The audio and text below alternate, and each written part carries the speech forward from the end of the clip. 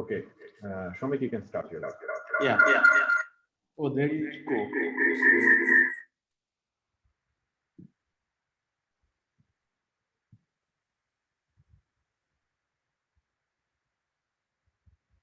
You can try now. I muted one of your devices. Okay. Yeah. So now I think it is fine. Yeah.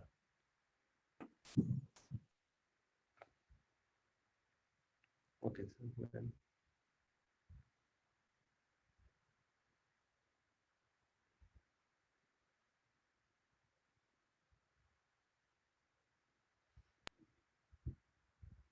Okay, so can you see the screen now?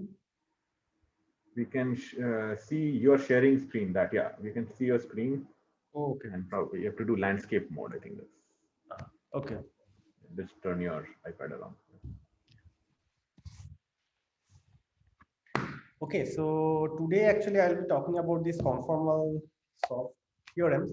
So last time what we saw was that we talked about basically the leading soft graviton theorem.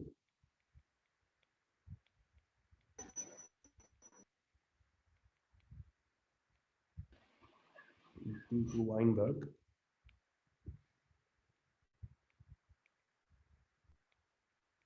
And this we showed is equivalent to the word identity for super translation.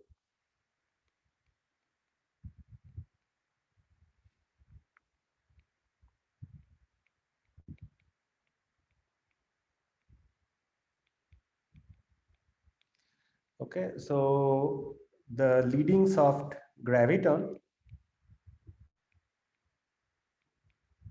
So this is the leading positive helicity. So you can write it as positive helicity. So graviton, which we denoted by S plus 0 Z bar. And then what we wrote was that, just a minute.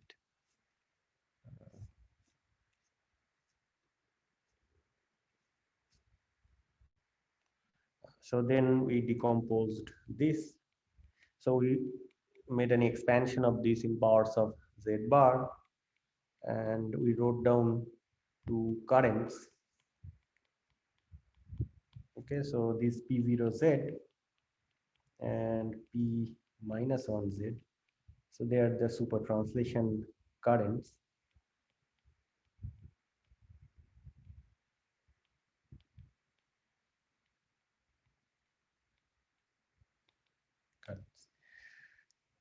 Okay, so now actually what we will talk about, so this, well, so basically this super translation, so that is generalization of the global space-time translation, under which this U goes to U plus some function of Z and Z bar, and Z and Z bar does not change.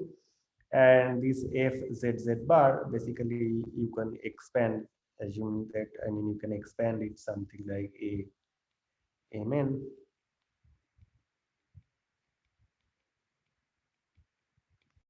Okay, so this is essentially the form. You can think of this as forming a basis of functions in which, and you can expand any function in terms of this. Okay. So now the point is that, so this leading soft graviton was defined in this way. So we take the limit omega going to 0, omega times a omega z bar sigma equal to plus 2. Okay, so this object, so this is the basically this is a positive helicity outgoing graviton.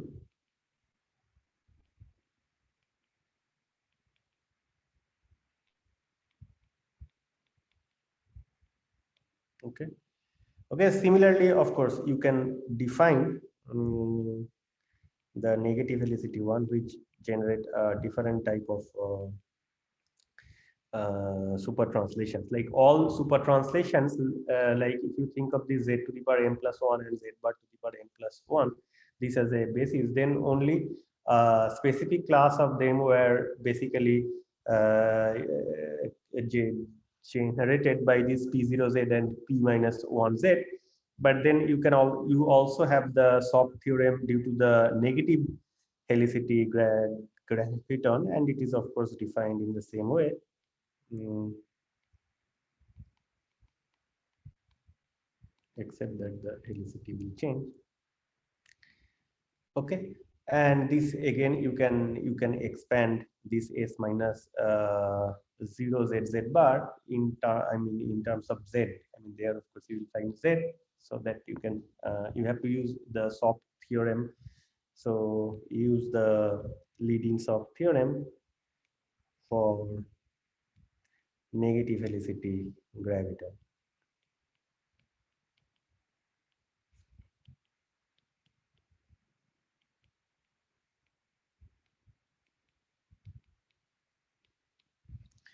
Okay. Now this object, so the way we have defined it, so this object, which is that this way of defining this thing, we just started from the creation and annihilation operator in Fock space. But the point is that once we go to the Mellin transformation, I mean, so after Mellin transformation,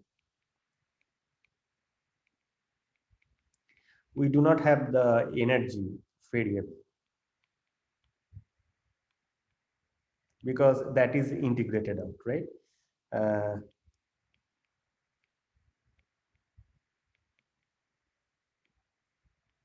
energy variable omega. In fact, the point is that I can define this object. So this was defined as this we obtained by integrating the energy.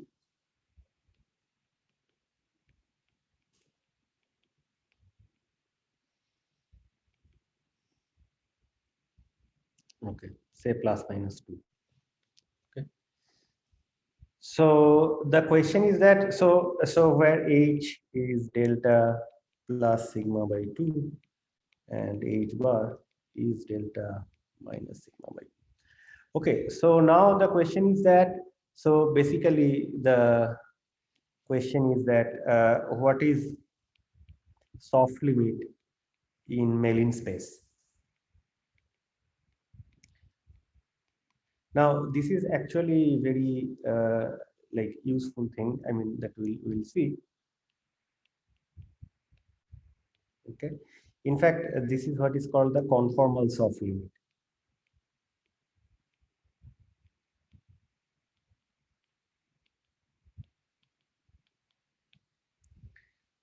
Okay, so we'll try to answer this question now. So the Shomi, this is called the conformal soft limit because the information about the energy has been removed. Why is it called the conformal soft limit? because now so actually we'll see that it is now this omega going to 0, so that is in some sense will be basically replaced by some constraints on the delta, which is the conformal dimension. Right. I see. Yeah, so that we'll see. So that is essentially the thing we'll do now. Because yeah, so this object is so omega is integrated out, so we don't have area. Sigma of course is fixed, we cannot do anything with sigma, so whatever we have to do is essentially with the delta, which is basically conjugate to the energy. Okay. So this is very unlike Fourier transform, where actually localizing in one of the variables is like delocalizing in the other variable. So this Yeah, is, so it will turn out that it is not the case actually. So that we'll see. In fact, I mean, you will get poles. I mean, that's yeah. Okay, so I'll just so since I am talking about graviton, so let me denote this positive helicity graviton by this. So this is and this is a positive helicity graviton primary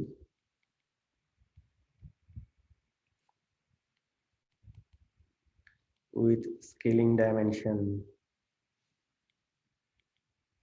delta equal to h plus h bar. So we will not use this notation h bar because it is just more explicit. So G basically stands for graviton.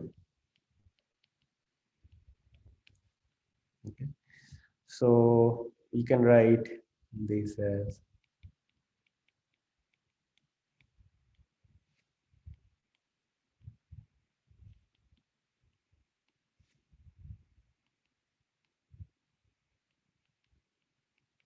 so this for in our case, let's take this to be a positive helicity outgoing graviton.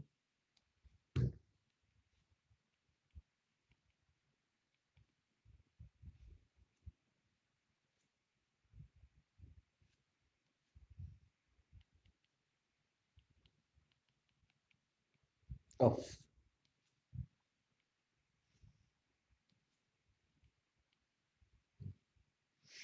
okay. So in terms of the Milling transformation, so let's consider a scattering and amplitude uh, where we have a graviton, external hard graviton, and some number of other primaries, which are of course all massless, which, as we are assuming, we are only talking about massless fields.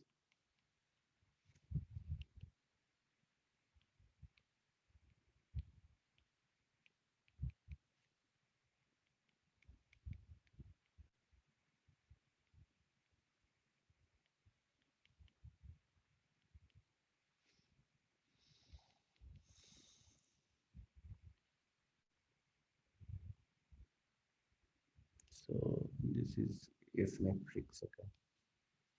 So this notation. This is the S matrix.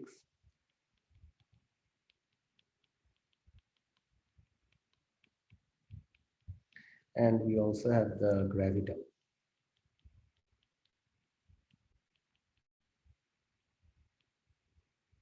Okay. So now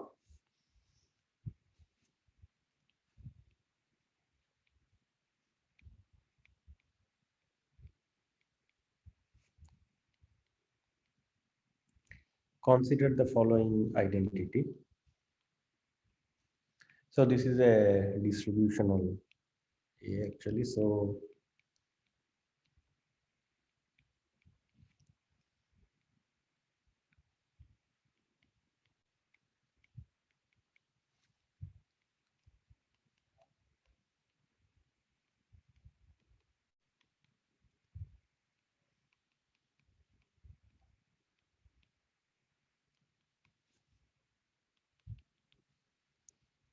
okay.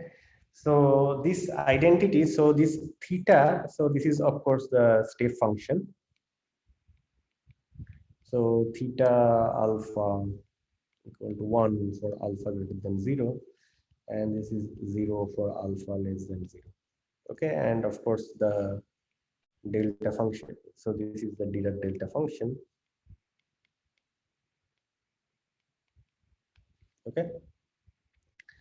So now, so this, yeah. One just naive question. So in the last case, you did Milling transform for the hard particle. Now you are doing Milling transform also for the soft particle, or what exactly are you doing? I did not get. No. So this amplitude, of course, is standard. You don't have anything soft here. Okay. So this G plus. So this is hard, not soft. G plus is hard. G plus is hard, you're saying? Yeah, because if you look at this, then this you obtain by integrating over, like this is the standard definition. Right, I see. So this one. So we don't have anything soft here, but then we'll see that, I mean, how the softy will appear. I Okay. see. Okay. Okay. And just to make sure, last time you just in your calculation you did you took soft part and did a milling transform, right? Now you are doing for everything. Yes, You are yes, doing. right. Absolutely, yes. Okay. So in the last lecture, that is what we did. But now this one, I mean, we don't have anything soft here, but we'll see that, I mean, how that will actually appear. Okay. So is that fine? Yes. Yes. Thank you. Okay. Yeah. So okay. So this is the Dirac delta function, and this means essentially means that that the RHS of this one has only the singular terms in delta.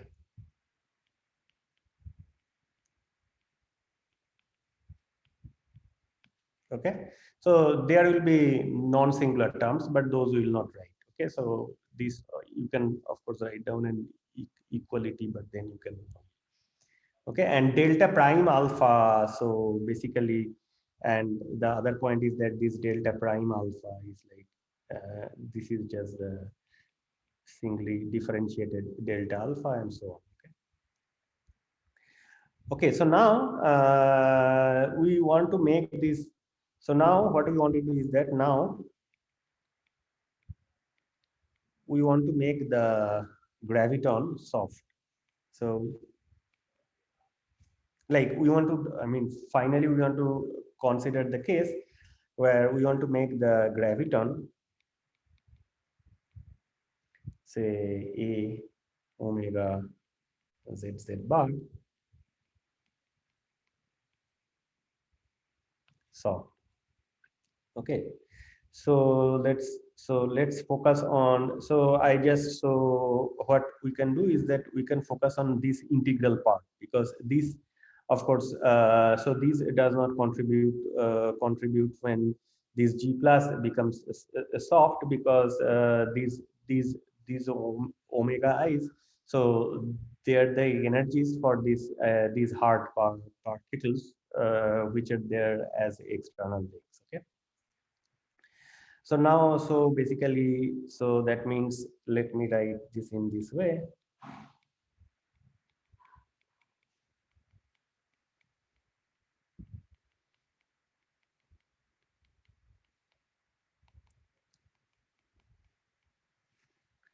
So, okay, what I mean is that I am just writing this energy, this integral over omega. So this is S. So there are other integrals which I am not writing because it is not required.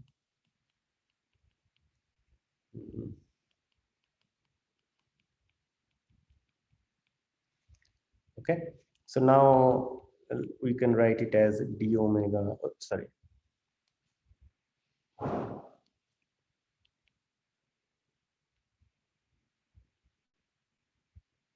Okay, what was that? Delta minus 2.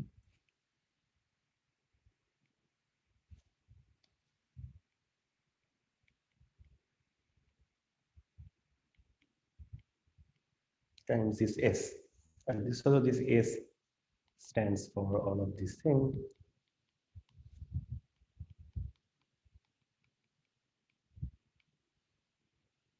Okay. So I have just inserted this step function, and so this integral now is from minus infinity to plus infinity, and I have extracted one power of omega, because this alpha, if you look at this, so I have delta minus 2 here. Okay. Okay, so now we can actually write the identity in this way.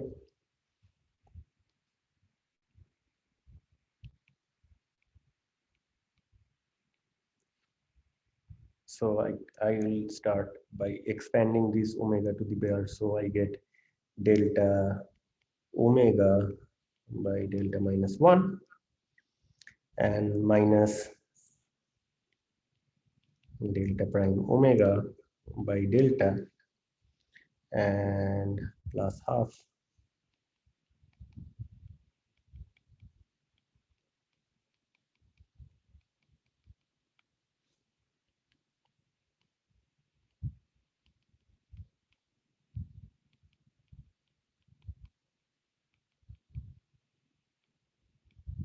Okay. So, and then you also have other terms, but those are not singular in delta, and that's why I write this integral in this way. Okay. So now let us consider each term one by one. Okay. So let us consider the first term. Say,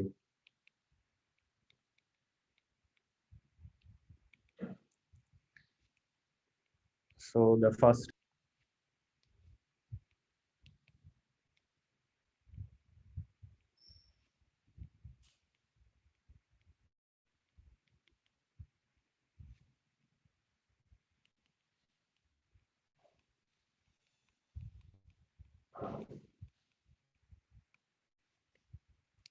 Okay, so this is the first term. You can see that this is a pole. So the first term, so that has a pole in delta that has a pole in delta, and the pole is located at delta equal to 1. Now the point is that because of this, so because of this delta function, the integral. So, well, basically, so this integral, or basically the residue of the pole at delta equal to 1. Okay, so that the integral gets contribution from the region near omega equal to 0.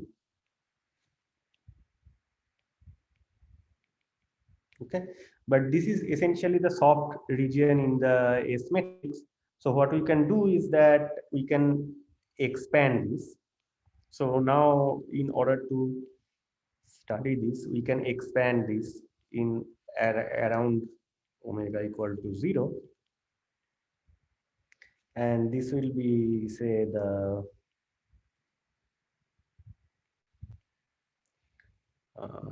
okay, so this will be the soft expansion. So the first term will be a pole, so that is the leading soft theorem.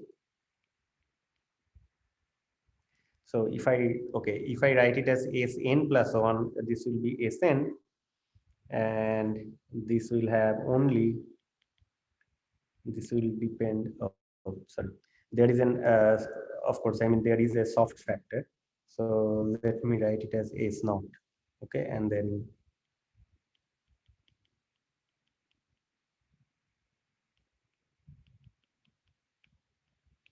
plus 2. Okay, and then you have order omega to the power 0 terms that will come back later. So S naught, so that is the leading soft factor, which we discussed last time.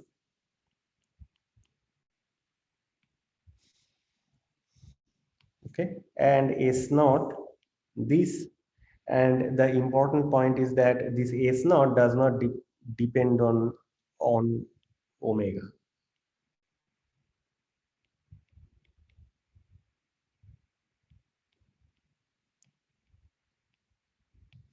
Okay, so this is an important point. I mean, okay, so if I want to show you, for example, that so that how this leading soft factor look like. So let us, we can go back to the so this is the leading soft, this is the leading soft factor. Okay, so this was the leading soft theorem. You had a pole, and then the point was that I had this soft factor. You can see that this depends on omega I, zi bar, and also zz bar, but no omega is there. Okay, so it just appears as a pole here, and then you have the n particle S matrix, which does not depend at all on any of these things like this, uh, the energy and the and the direction of motion of the soft particle. Okay. Um, yeah. So now with this, so let me, okay, so with our convention, okay, let me just, so we kappa over 2, we said minus, okay, or S not, we can say minus. So now, so this integral,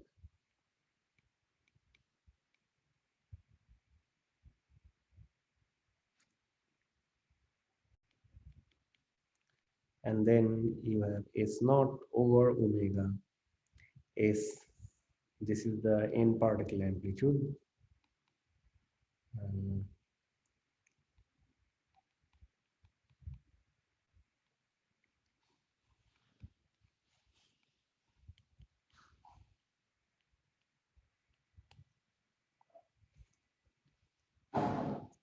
okay, so if you now expand, so you have a omega here, so this becomes essentially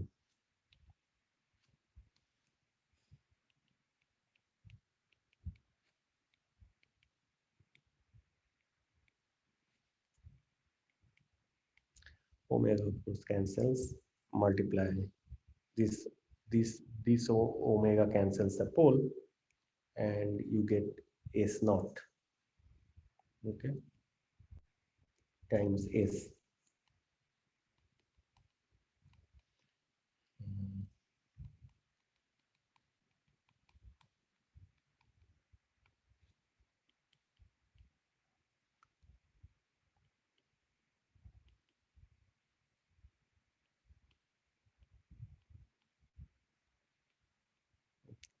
So now if you do the integral, so all these terms are 0 except the first one. So basically, they'll be left with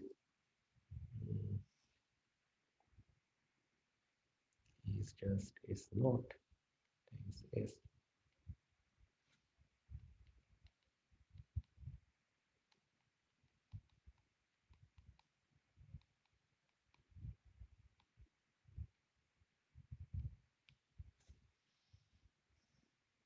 Okay. So this is the object that, so this actually comes from the first term. So now we can actually substitute it back. Uh, so now what we can do, so we can look at this formula, and the point is that we want to extract this piece. We can see that this is the residue at delta equal to 1. So how do we extract this thing? So we do this operation, that delta into 1, delta minus 1, g plus delta,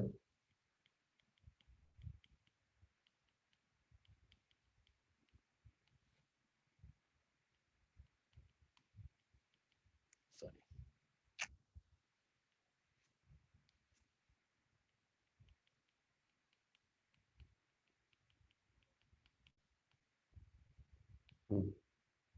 So this one, so this we saw that since I am multiplying this by, so by delta minus 1 and then taking the delta into 1, so what we will pick up is essentially the residue of the pole at delta equal to 1.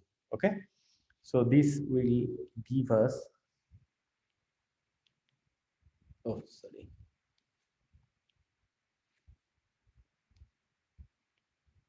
zero to infinity, well,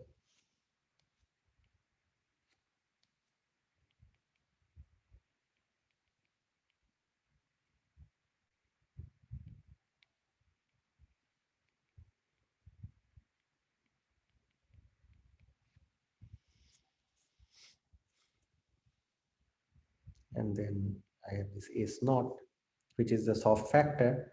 So this, of course, this S naught is the leading soft factor. and then I have S.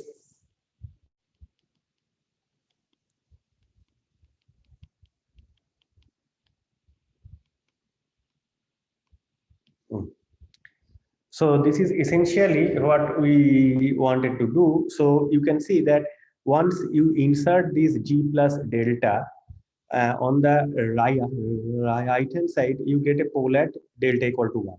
Okay, so that's essentially the, so that was essentially this object which we dealt with. So this is essentially the pole term in at delta at the, well, this is this integral. If you just take 1 over delta minus 1 outside, then whatever will be left is the residue of the pole at delta equal to 1.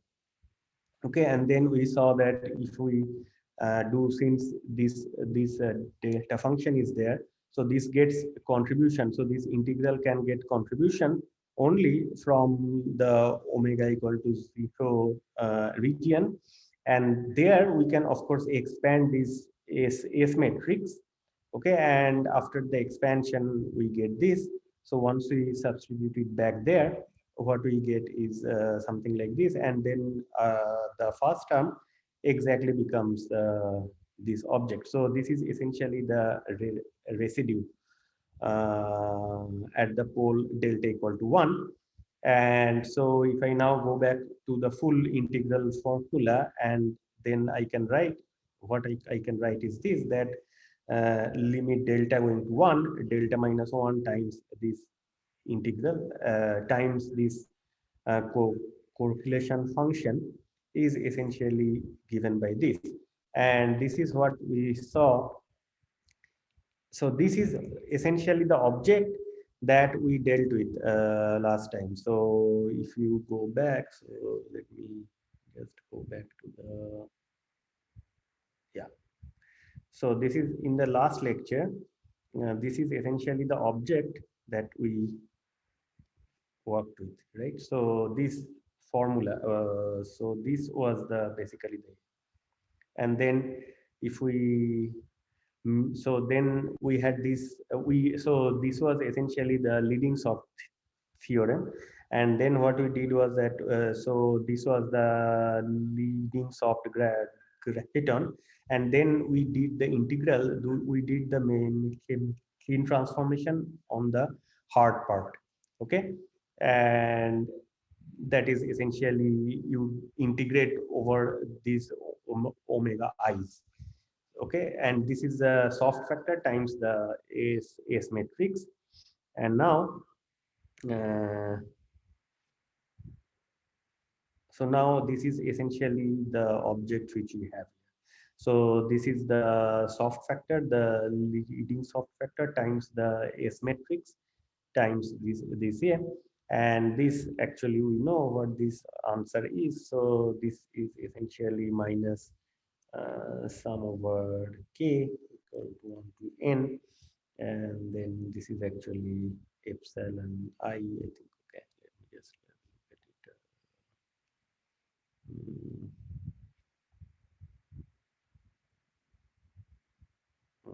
So right, so okay, so this is the epsilon. Okay, I'll write it in now.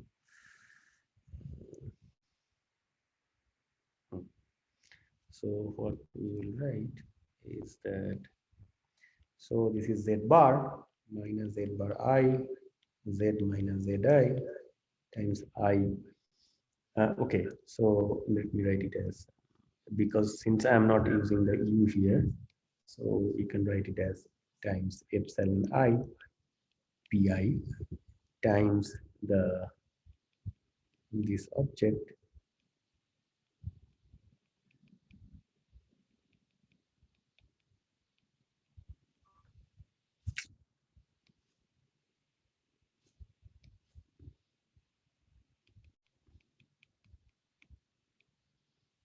Okay, so this pi is the dimension raising operator.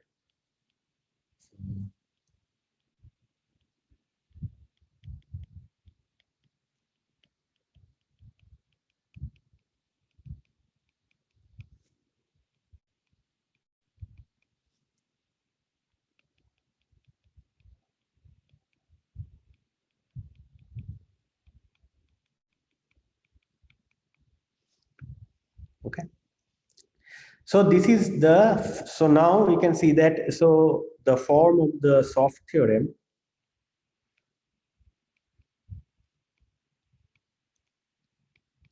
of the leading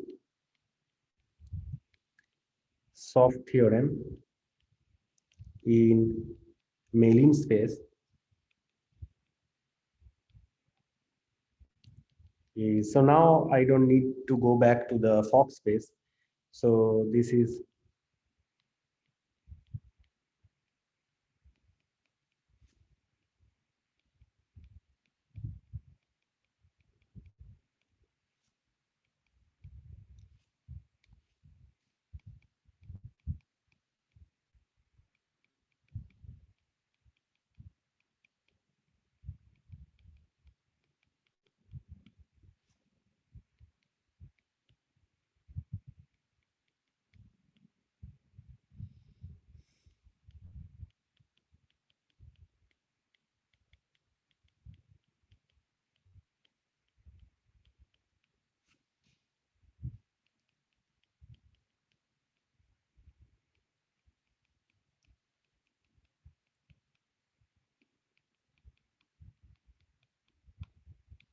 okay.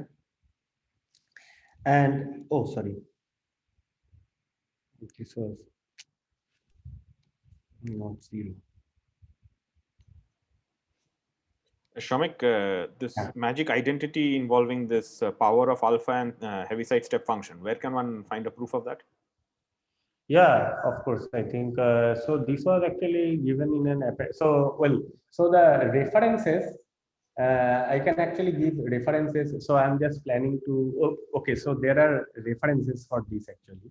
So this was actually, this identity was actually there in a paper by Gueva. Okay, so I will actually basically refer to that. So he has reference from, well, I mean, he basically refers to the source of it actually. Okay. But yeah, so that actually I think I can do a, yeah. So I think maybe next day actually I will state the references clearly. But for the time being, let me just state this thing, because I mean there are, so the references, the complete references are of course given in this. I mean, well, in all the recent works. Okay, but I will specify some more actually. Okay. Yeah. Okay. Sure. Yeah. But these actually, well, so Yeah. I was trying to prove it by multiplying by a test function, but it doesn't seem obvious. It's yeah, because it's, well, I mean, the way you extract the pole time, but these, but once you use it, this is quite, so this thing is very useful actually. yeah. Okay. Yeah. Uh, Basically, these, well, so these were used by, well, I mean, a number of actually. I think, well, I mean, the references, I think I will come back Okay. later. Yeah, so this is the form of the identity. And what we can now from here, what we can write is that this identity is essentially the, basically the leadings of theorem.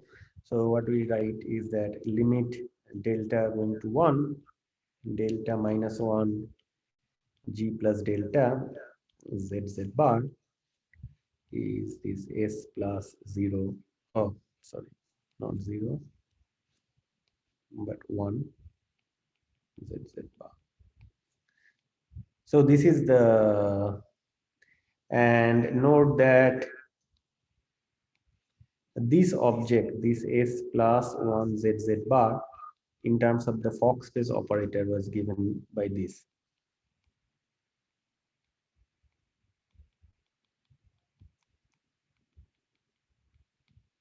Okay. So this is what is called the leading conformals of theorem. Now this is actually a very powerful thing. I mean, we'll see. Okay. Like this, well, I mean, this look does not look, I mean, well, this is looks a very simple algebra, but the thing is that this is very powerful. leading. So this is called leading conformal soft theorem.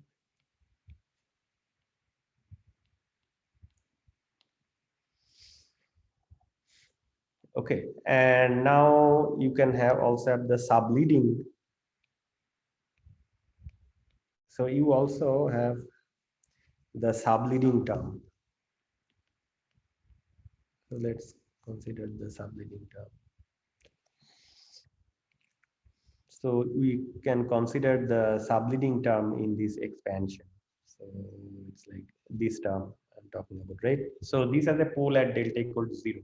So you can see that you have poles at delta equal to 1, delta equal to 0, delta equal to -1, and so on. Okay. So all the starts and 1 and go like and then it takes all the negative integers. There are poles at negative integers, and each of, well, at least the first three of them, like delta equal to 1, delta equal to 0, and delta equal to -1. So those soft theorems are known. Okay, so these two basically, so these two soft theorems. So this is the, and this both of them. So they were found by Kachazo and Strominger, like those soft theorems. And this was, of course, the old soft theorem by Weinberg.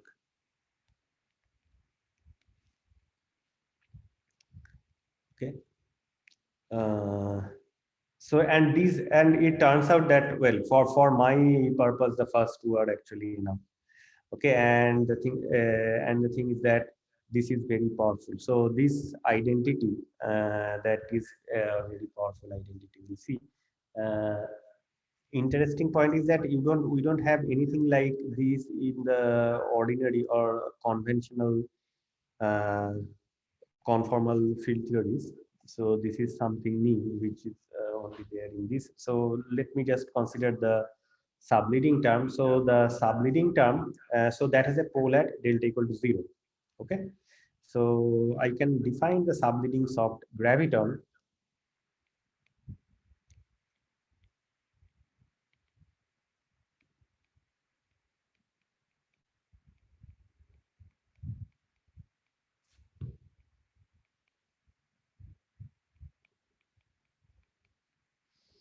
Okay, so now how do I define this? So in terms of the Fock space operator, so this is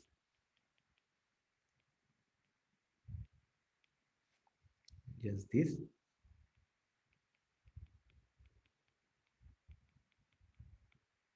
Okay, so what is the corresponding conformally soft here? So let me just write this down, because you can again follow the same procedure uh, for this term, and what you can see that there is a pole at delta equal to 0, and basically the residue of the pole at delta equal to 0, that gives you the, yeah.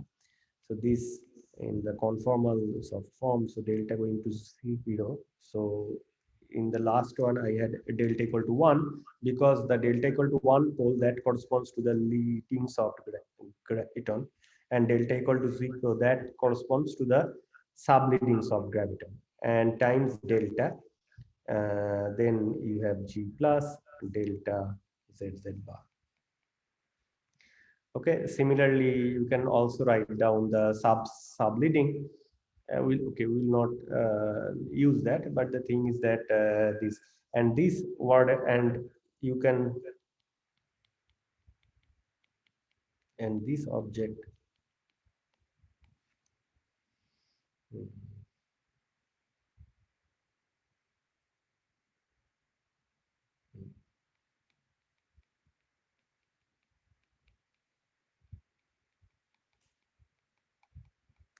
So this, of course, is given by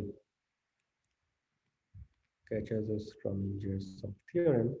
So the right hand side is, so the right hand side of this thing is essentially given by the Kachazo-Strominger soft theorem in the main space, and that looks like this actually. Okay, so I need that object. So let me just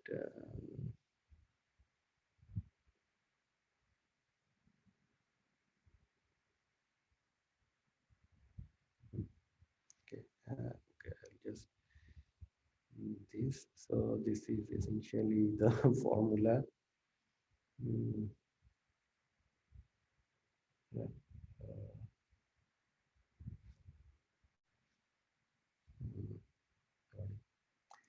Z bar minus Z bar K whole square.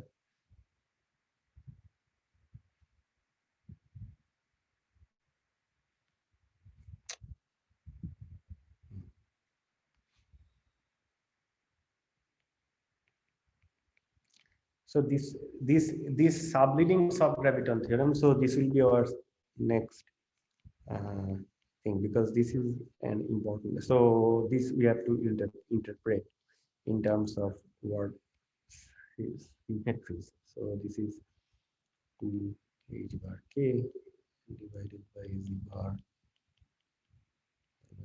k minus del bar k acting on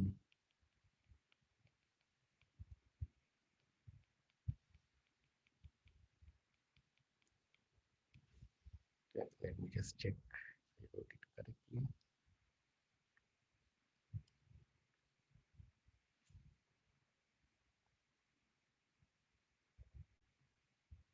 Yeah.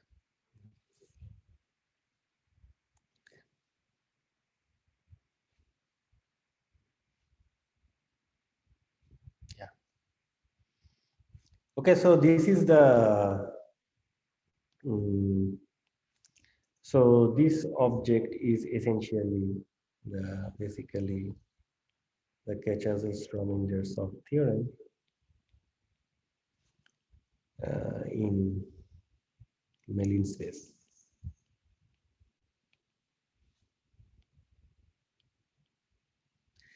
Okay, so I have 10 more minutes, 11 minutes actually. So okay, what should I do? Shall I just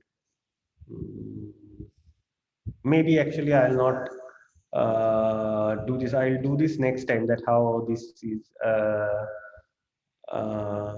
how this subleading subgraviton theorem is actually can be thought of as a word identity for the SL2 current algebras, because that will take some time. So Yeah, maybe sure. It's up to you. Yeah. yeah. So I think if there are other questions, then I can take them now probably. Yeah, I just wanted to clarify one thing, that when you applied that important formula, because this formula that you're applying here, which this alpha to the power delta minus 2 times the Heaviside Right. step function in terms of this.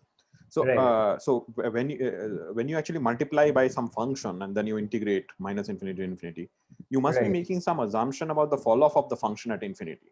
Otherwise, I think this formula will Yeah, probably so, not right, work. right, right. Yeah, so it is actually all like the yeah, it is stated there. So I was not very careful about that, but you can So one can just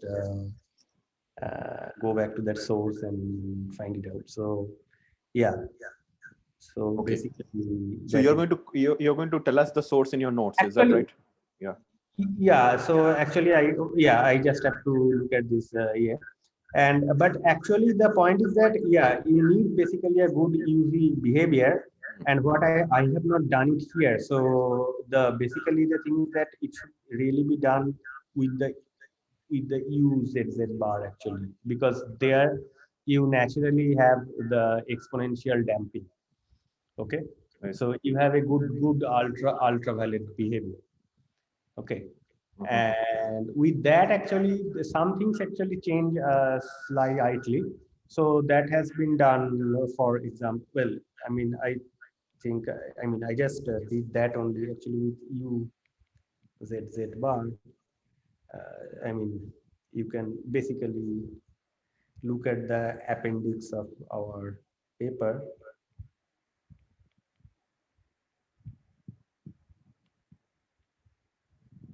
Okay, And the point is that the appendix of that has this thing actually with u z z bar, and the point is that with in the presence of this exponential I omega e, so so those that condition will be automatic actually, because you have So, the okay. exponential term. So without making any assumptions about the ultraviolet property. Yeah. No, you're saying that we can apply this without making any assumptions about the amplitude's ultraviolet property. Is that what you're saying? Well, so there, so if I think if you don't have the exponential dampings, because the Yeah. point is that here the when you are so that taste function in this case, so that is the S matrix into this exponential Yes. fact. Right, So right. that Yes. basically damps it out at for high energy. I see. Yeah. But the thing is that you may not do that, and it turns out that yeah, I mean, for example, in the absence of see, so this I should have actually mentioned that, as I said, that in the absence of the u coordinate in GR, these integrals don't actually exist, That's right? true. Yes, yes, that's true. Yeah. Yeah, so I mean the point is that yeah, so the way I did this, so that is somewhat formal, but the point is that it is extremely easy to change it by introducing these phase factors, and then all the things will go through. Right. Okay. For the timing, you could just also think of this as gluons actually. Okay. Yeah. But even for gluons, you require to know fall off behavior. I mean, you're saying Yeah, that. so it turns out that that is marginally satisfied actually for gluons. Uh, like the gluon for the gluon is matrix. Okay, the high energy behavior that you need, Mhm. it holds. I see.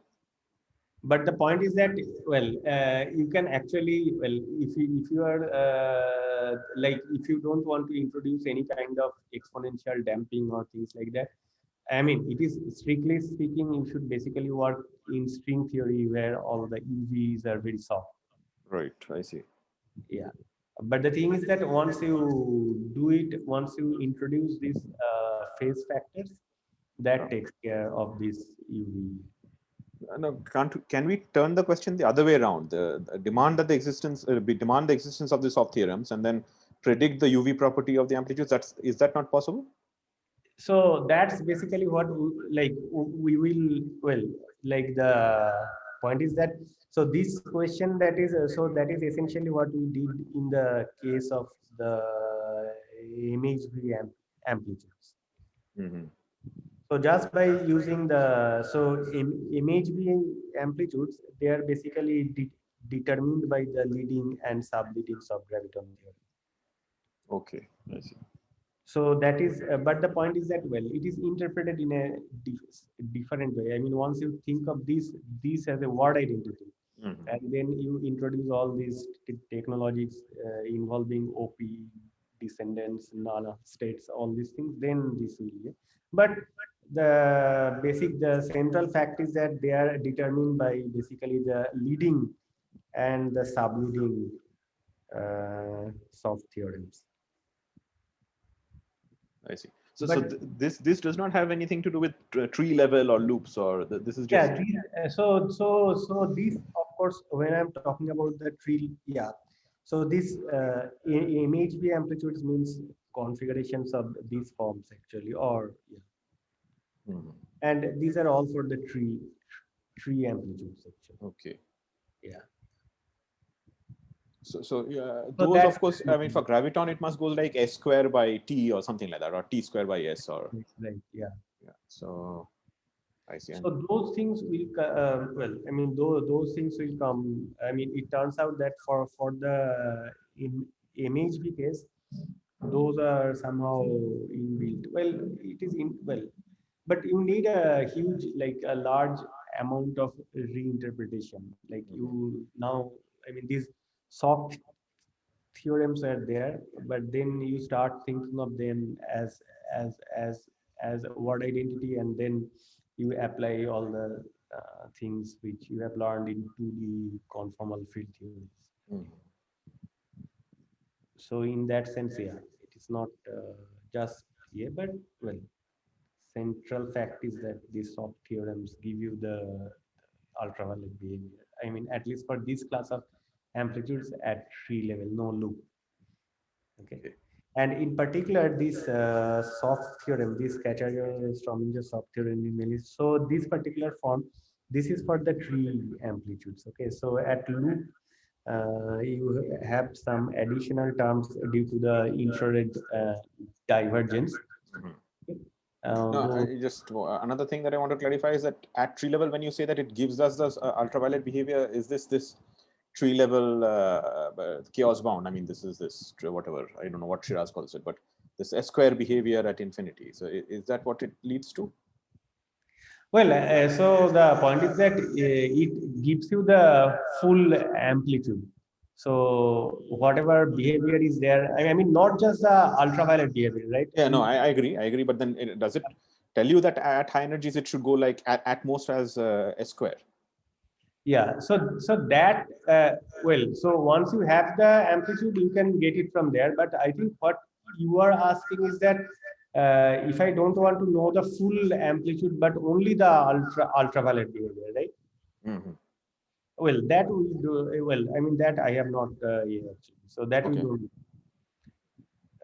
But the thing is that in this case, it turns out that it gives you the full amplitude.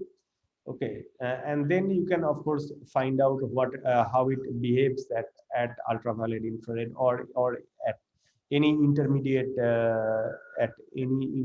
energy.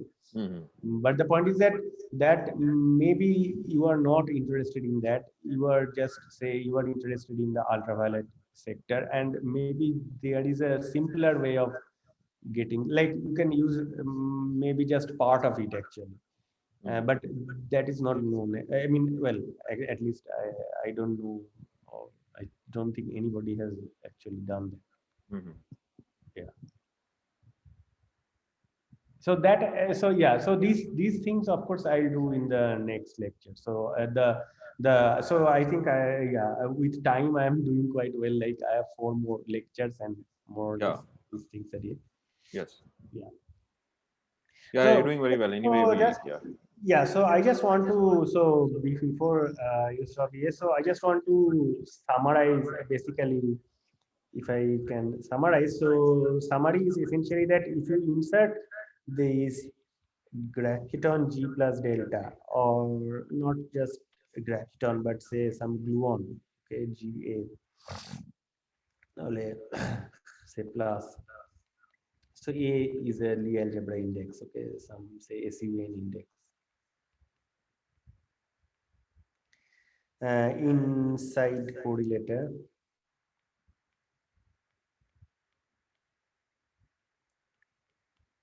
then in mailing space,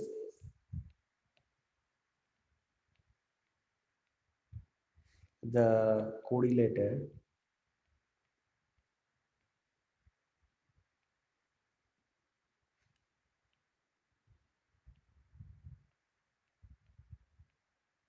has poles at delta equal to +1, 0, -1, -2, all this thing. Okay, and this is essentially the conformal soft theorem, and the residue at the pole, so that has this factorized form. Okay, so this is the leading soft theorem. So this is the leading, this is the subleading, and so on. I think, yeah, these +1, 0, -1, these 3 are explicitly known, at least for the, yeah, for the gravitons. Yeah, for gluons, the first 2. For gravitons, the first 3, +1, 0, -1. So, yeah. So this is essentially basically the conformal soft theorem.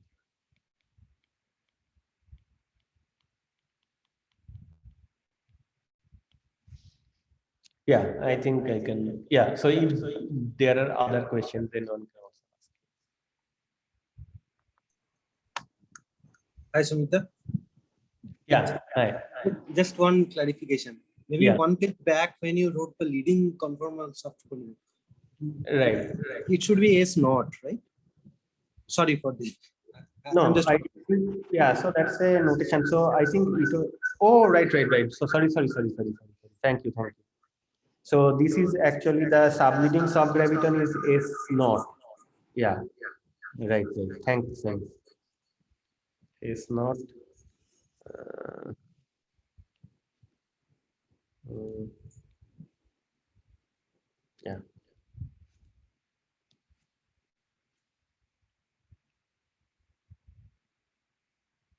Yeah, I think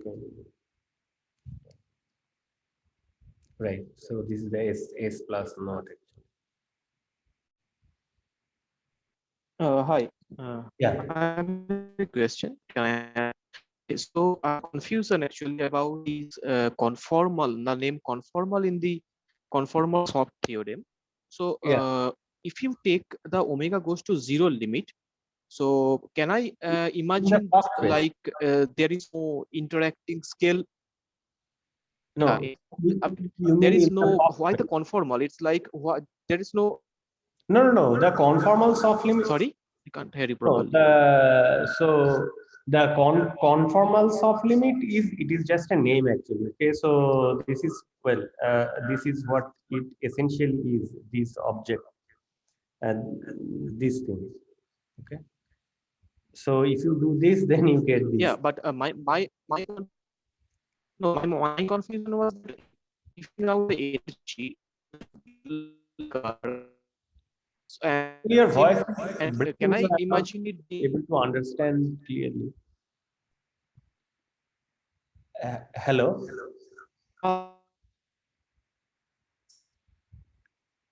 Hello. Hello. Oh, I think.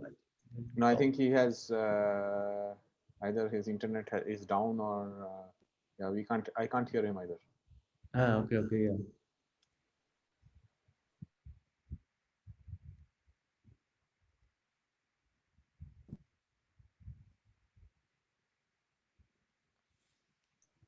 So Arindam, I guess we can't hear you. So maybe you can ask the question at the beginning of the next lecture, if that is okay. Yeah, I think that's fine. Yeah. Okay, so we will reconvene on Thursday, same time, so 3 p.m. Okay, see you. Yeah. Bye-bye. Bye.